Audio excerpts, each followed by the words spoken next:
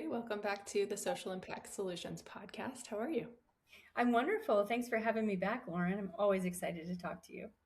Absolutely. I feel the same way. It's always great to talk to you and anyone on the Sure Impact team. Social Impact Solutions and Sure Impact have a lot in common. And it's always great to talk to someone with a very common perspective around impact measurement, the value of that specifically for nonprofit organizations. So, really excited to have you on the podcast again. I think this is at least your second podcast episode with us. We've done webinars in the past. So, always fun and very valuable to have a conversation with you. Um, would love to hear from you just what's going on in your world over the last several months and sort of just maybe a quick recap of what things have looked like at and with Sure Impact over the course of 2025 now that we're in early 2026. Yeah, absolutely. Well, it's been, if you're in and around the nonprofit ecosystem in the last 12 months, you definitely know that it's been a bit of a wild year. And that would be true, I think, from the Sure Impact perspective as well. But we have a lot of hope and a lot of optimism. So that's how I want to lead with today's conversation, is that that's what we are sensing people feeling right now, although we've gone through a period of great disruption and great uncertainty. Many nonprofits have in terms of funding sources, but we're starting to feel like we're beginning 2026 with a lot of great hope and optimism. And so we can dive into why we're feeling that as well. But Sure Impact is a technology platform that helps nonprofits have access to real-time impact data. So we help them track and collect what they do, how well they do it, and how people and communities are better off. And so from a kind of what we're working on side, Share Impact has we've over 2025 made some significant enhancements and improvements. For example, now you can issue surveys, like follow-up surveys and other things right through our platform, making gathering that data and analyzing that data in real time so much better. So that's a little bit of kind of personal news and what we've been working on, but we're really here to talk about the listeners and what they're going through and how we can help them have a great 2026. Absolutely. Awesome. Well, I'm excited to hear more about Sure Impact enhancements and features as it is a great tool that our team greatly appreciates from more of the consulting side and helping nonprofits really determine what metrics are they trying to measure, how do they capture that, how do they analyze and report on that consistently. So before we go any further, something that you and I do quite often is just start by really defining what we mean by nonprofit impact. And so I say it all the time, you say it all the time, but would love for you to just share with our listeners what you and I mean when we're talking about nonprofit impact. Yeah, and I appreciate the opportunity to say it again. If you are listening and you're super fans of Lauren and Social Impact Solutions or me and Sure Impact, you likely have heard us say this. But I think it is important because I do get on calls, as I'm sure you do, every single day, and people have a different definition, or they don't really know what they mean when they say impact. So when I'm talking about impact, first, it's really helpful for me to tell you what I don't mean.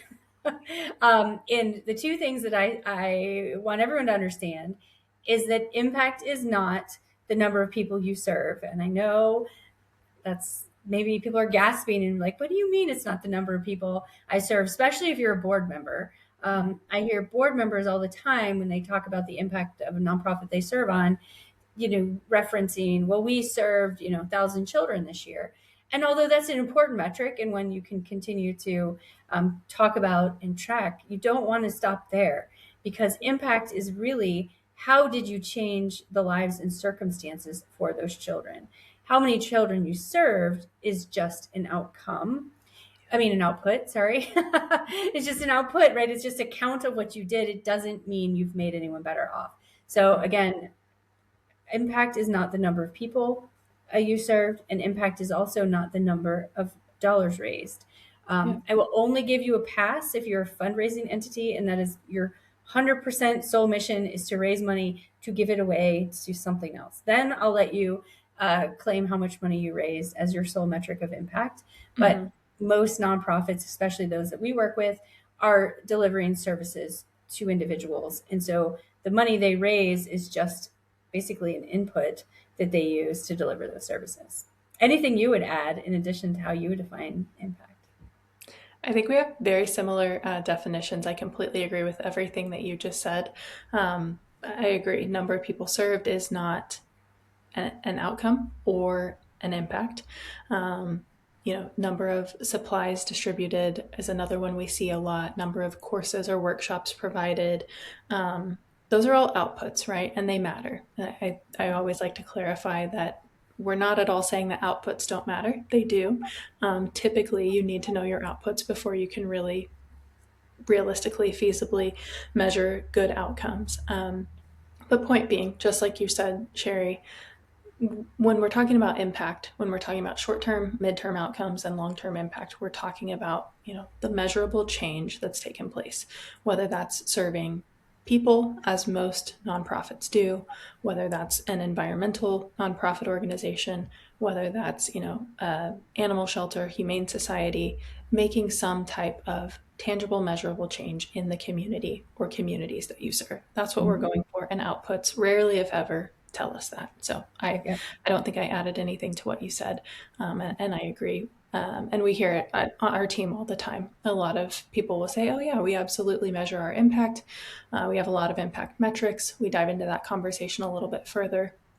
Not always, but oftentimes, that really means we have some outputs, we have some marketing metrics, we have some fundraising metrics, but it's not very common that too many organizations have good, sound outcome or impact tracking Yeah. plans or softwares. So, Yes. yeah. With that being said, I would love to hear from you. What did your team see over the course of 2025? Like I said, the Mhm. last time we had this conversation was early 2025. Things were starting to shift, but there were so many unknowns for nonprofits Mhm. in particular. Now that 2025 has come to a close, would love to see and hear, what did you see with your nonprofit clients and Mhm. how different and how similar maybe was that than what we've seen in past years?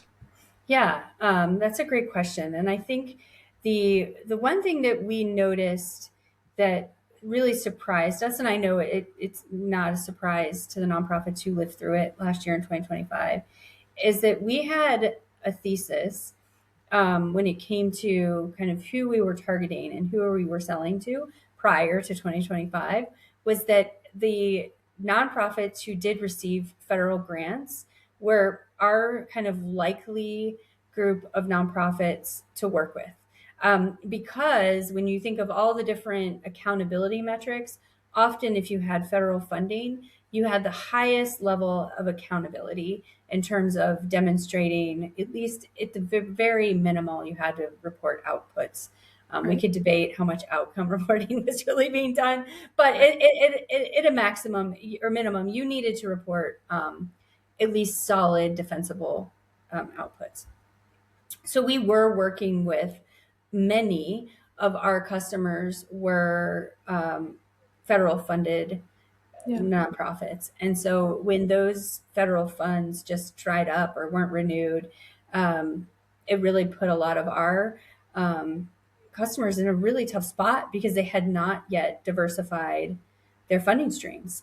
Mhm. They didn't have a large charitable giving arm to their work because they were so reliant and for so long with these funding sources that they're delivering domestic violence services. They were delivering reentry services. So these were things that, at least prior to 2025, felt pretty stable, reliable Yeah. resources and contracts to do their work.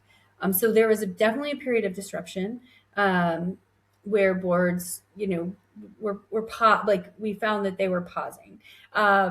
Just like, okay, we need to understand what money is gone forever, what money's coming back, Yeah. and so that took a moment. But I feel like we're kind of on the other side of that, which makes me encouraged. Yeah. Yeah.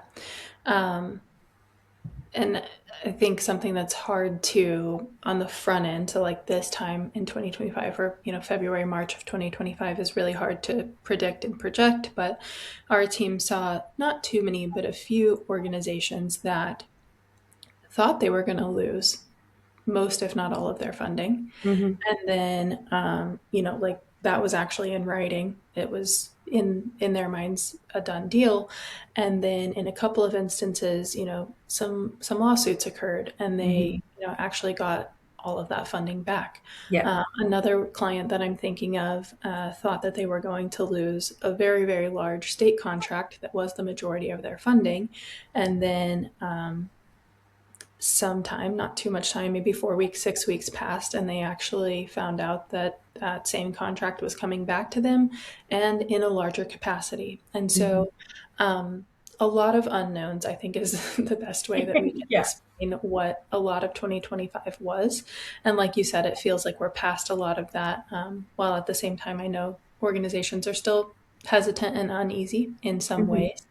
Um, would also love to know how did Sure Impact help your clients navigate that? And obviously, you couldn't take full responsibility or help Yes. them navigate all of those components. Yeah. But for those organizations that were already using your platform, they were already measuring their impact. They had good, reliable outputs, outcomes, and Mm-hmm. a way to track that.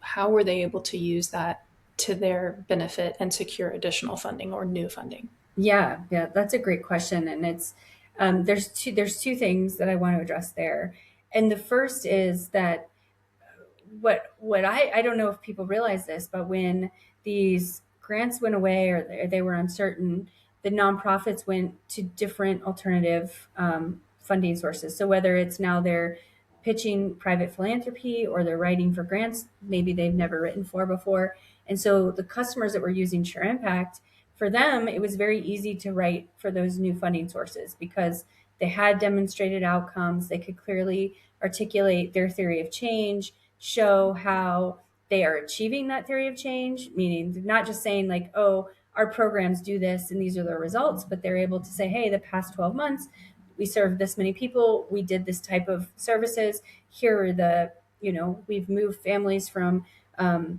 unstable to stabilization, and we know exactly how many hours of service it takes to get someone stably housed or increase their income to a living wage. And so our customers who had that story at the ready were able to package that, go to private philanthropy, go to foundations, and fill the gaps where the federal funding was cut. And for them, yeah, it might have been they had to build a new relationship or go somewhere they've never talked to before, but the message was there. They had the ingredients, um, and that's really worked for them because those same funders have been bombarded. And I think this is what nonprofit leaders really need to understand is that the private foundations are, some of them who used to have an open call are now closing their application process and it's an invite only process again Right. because the demand is so great that they can't manage that demand. And so if you um, have that story at the ready and you can demonstrate um, how you're creating those measurable results, you're light years above everybody else who's asking for the same money. Right. Yeah. I couldn't agree with you more. Whether that's communicating to individual donors, whether that's communicating to, major donors, granting organizations, foundations, corporate partners, or back to state and federal grants that do still exist. Mhm. Yeah, being able to measure and then being able to clearly articulate, communicate, the real change that has occurred. And so it's not nearly as common, but occasionally our team will work with clients that have a lot of data, they have too much data, they just don't know, what to do with it, how to Mhm. translate it Yeah. appropriately. So I completely agree with what you're saying. Having those core pieces, outputs, outcomes, impacts, theory of change, Mhm. and other components at the ready and communicating that clearly definitely sets organizations apart Mhm. uh, in a grant application, even a verbal conversation, right? Yeah. So, yeah. Yeah, and something that we've also seen with using a technology solution like Sure Impact specifically is trust has been what I think we saw play out on national stage last year was this for the average person, not people like us who are in the work every single day, but maybe this distrust of nonprofits and institutions, and thinking that they weren't producing value in their communities. And when you can say, we are committed to measuring our success, so much so that we invest in infrastructure and technology so we have it at the ready. We're not, giving you some sensational story with a subtext that's results not typical. It's Yeah. like, this is how we do our work, this is how we do our business. At any time, feel free to come and we can show you our dashboards and we can talk about what we're learning. That elevates a level of a trust and accountability that I think we saw the public craving, which I think is, that's where I think we are hopeful. A mentor of mine years and years ago during the Great Recession said, "Never waste a crisis," and I feel like the nonprofits who want to rise above and take their organizations and their impact to the next level are in a great position to do so right now. Right. Yeah. And you raised two really good points that I want to circle back to. And the first one being that this isn't just about funding, right? You know that, I know that, Mm-hmm. we believe that. But I think that sometimes because a lot of nonprofit leaders feel like, oh, well, it's a requirement. Funders are requiring, even demanding that we measure and report our impact back to them. This impact measurement conversation can quickly become more of a compliance based conversation or approach. Mm-hmm. And I don't think that's all wrong. If that's what gets organizations to start measuring their impact, it's not all bad. It's a starting point. Mm-hmm. But would love to talk a little bit more about the value and the extreme importance of using impact measurement, program evaluation, whatever we want to call it, as a learning tool, like you just said. Mm-hmm. Yes, it's a way to establish trust and probably secure more funding, but the value of using these results as internal pieces of information Mm-hmm. to say, this is what we're doing well. This is the program that's most effective. This is where we're not making a lot of progress. So, would love your insights there because I think that our team sometimes glosses over that and focuses on the funding side a little bit too much. But I love to circle back and have this conversation too. Yeah, and thank you for letting us have that conversation. As that's the reason I got into this work in the first place Hmm. 25 years ago, was because I remember my very first resume when I was applying to work for the juvenile courts as their deputy director of performance evaluation. And I wanted to use data to solve complex social problems. And at the end of the day, nonprofits exist because there is a problem in our community and they have the solution to solve that problem that a for profit company just doesn't make a financial sense to solve.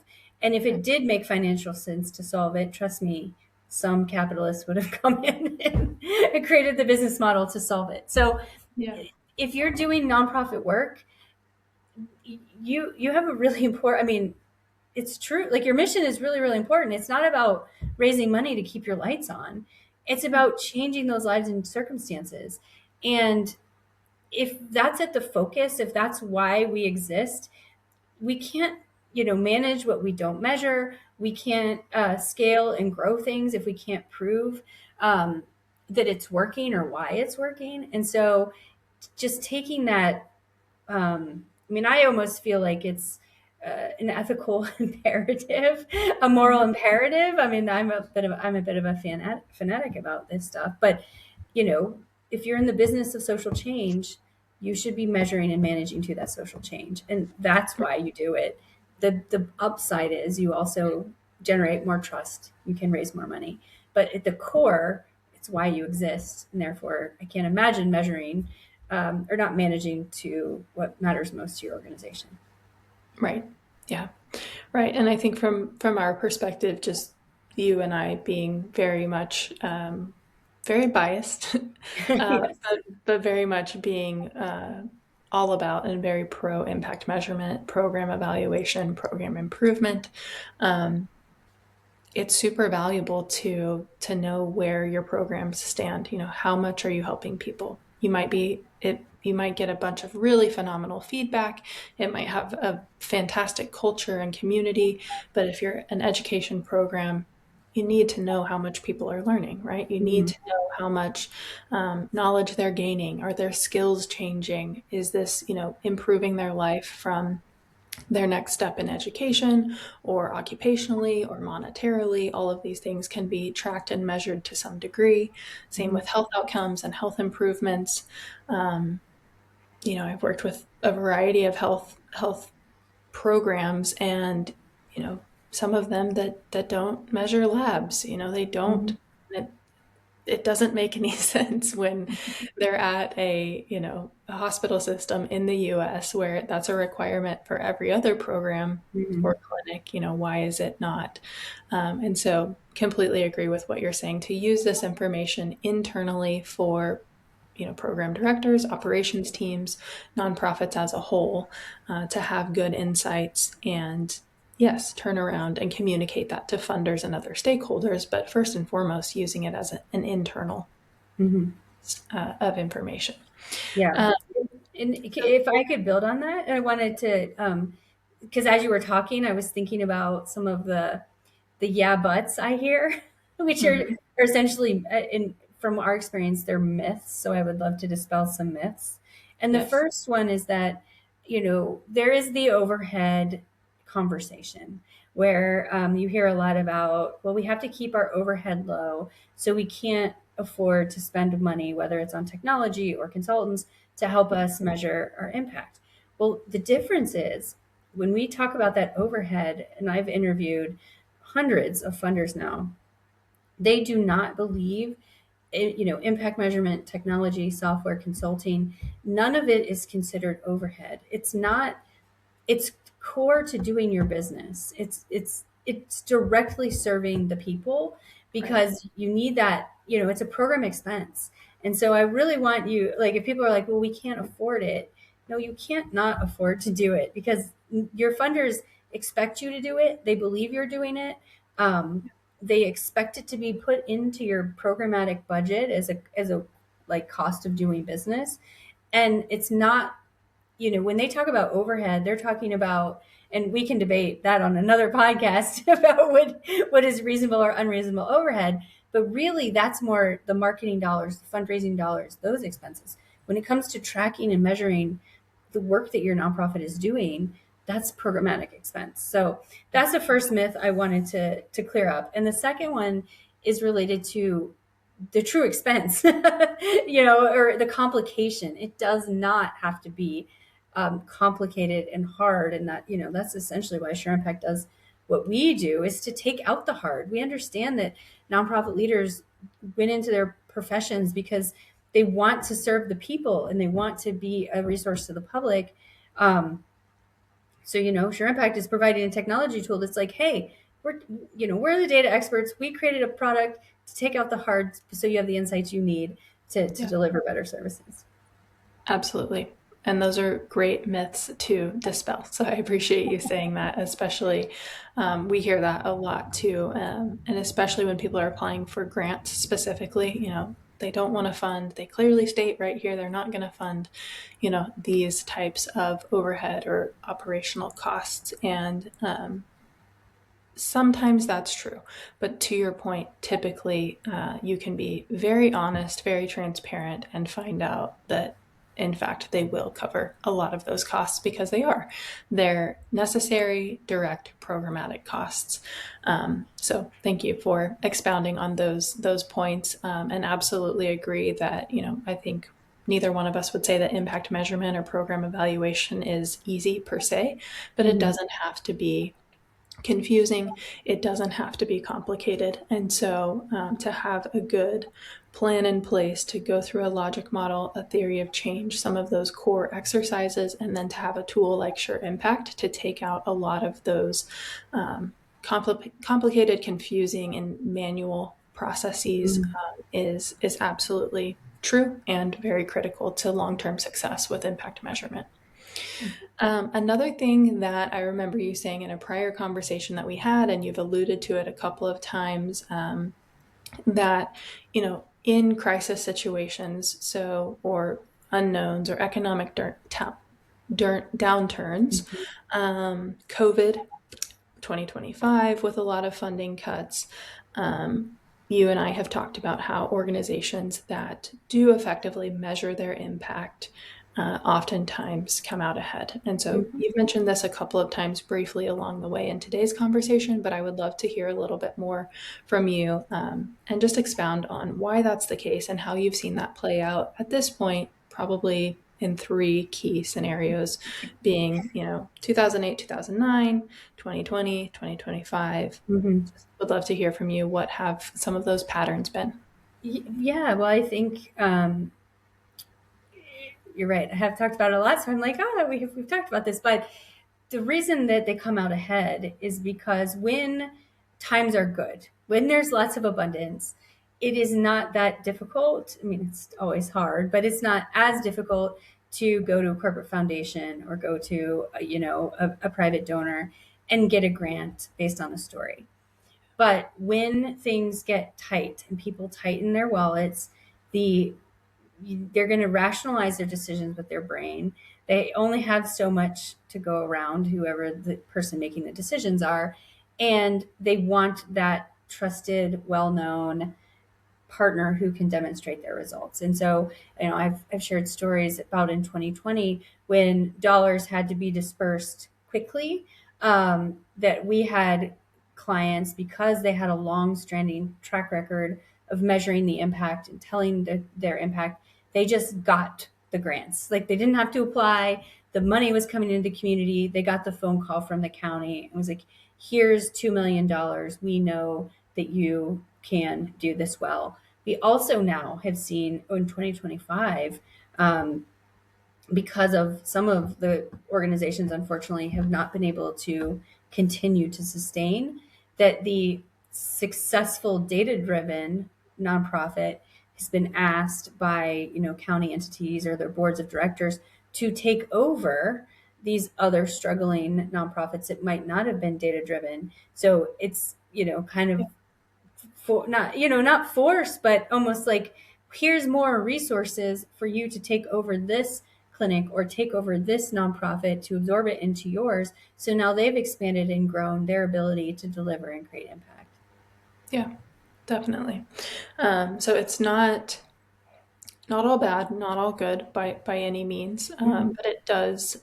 These situations lead to typically a lot of camaraderie, a lot of community, a lot of support um, in a variety of areas. Mhm. And I think, like you said, the organizations that are data driven, the organizations that do have a lot of these, at least the foundation or the skeleton of impact measurement in place, do come out ahead.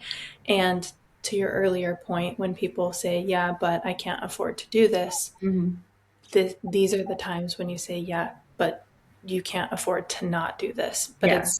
it's one of those things where hindsight is 2020, or, the best time to plant a tree was, 10 years ago. And if you didn't do it then yesterday or today Yes. would be great. Yes. Um, And something that is often not discussed in these topics, but it's something that has fascinated me for 2 decades now, was when I first published my book in 2014 and was training people all over the country on how to create these impact measurement cultures. Very similar work to what Social Impact Solution does now, helping people develop logic models and yeah, um, creating those impact frameworks. I thought naively back then, oh, I just need, people don't know the how. Let me just train them. Let me write a book that gives them the how, and then we'll be good. We'll be great. yeah, And unfortunately, I realized that even if I gave the how, and now even if I build a technology solution to automate a lot of the processes, the number one factor of success actually comes down to a willingness and commitment of the leadership. And so that's a secret. I think it's a secret sauce that nobody's willing to talk about, but I see it every day. And these organizations that I'm talking about who are really successful, and come out rising after these crises, it's because the leadership didn't do it for those reasons that we talked about, right? It wasn't a superficial thing. It wasn't oh, I'm going to collect this data because it looks good or I'm trying to raise more money. It's no, at the core, they know it's key to the success in the foundation of their nonprofit. Um, and that's I think why I'm hopeful sometimes is because as we start to see younger leaders come up into the nonprofit ecosystem who've been raised with a very data driven mindset, um, for them it's more normal. And Mhm. I'm not, there's nothing wrong with that. I don't mean in any way those who've been around for a really long time Right. aren't willing to adopt technology and use data. It's just the model is shifted, and sometimes it's hard to see how things are changing when you're used to doing something a different way. Right. Yeah, definitely. And it's becoming more of a just general conversation in the nonprofit industry. Mm-hmm. It's becoming more of a requirement from funders, but also other stakeholders, volunteers, nonprofit employees, and other community stakeholders. Are very interested in not putting time, money, effort towards something that is superficial or doesn't have tangible outcomes. People really want to be invested in something that is creating real positive change. Mm-hmm. And so, yeah, I completely agree with what you're saying. Really quickly, because of time, and I'm going back and forth on if I should even raise this point because we could have a whole podcast on this too. Um, but just given what you just mentioned with leadership and the organizations that really do prioritize impact measurement and outcomes as a component of their core mission and improvement and doing better for the community, why do you think that impact measurement is so rarely part of a strategic plan? We Mm-hmm. just did a webinar on this, and so again, I don't want to camp out here too long, but just briefly, how often do you see that missed in a strategic plan, and why do you think it's overlooked?